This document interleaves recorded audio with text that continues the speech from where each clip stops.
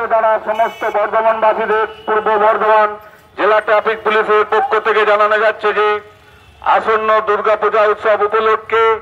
আগামী 8-10-2024 তারিখ মঙ্গলবার থেকে 15-10-2024 তারিখ পর্যন্ত বিকেল 4টে থেকে রাত্রি 1টা পর্যন্ত শহরের ভেতরে জিটি রোডের উপরে কোনো টোটো, মোটর ভ্যান ও পণ্যবাহী গাড়ি চলাচল করা সম্পূর্ণভাবে নিষিদ্ধ থাকিবে। এরপরেও জিটি রোডের উপর শহরের ভেতরে যদি কোনো মোটর ভ্যান, টোটো এবং পণ্যবাহী গাড়ি চলাচল করে তাহলে তাহাদের বিরুদ্ধে আইনানুগ ব্যবস্থা গ্রহণ করা হবে। আদেশ অনুসারে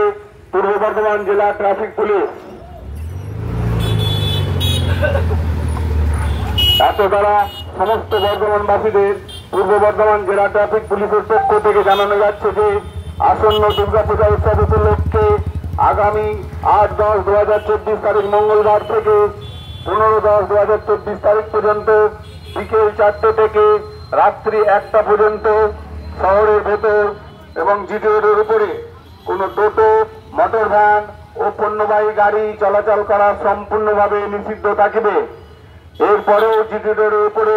কোনো টোটো, মোটর ভ্যান এবং পণ্যবাহী গাড়ি চলাচল করলে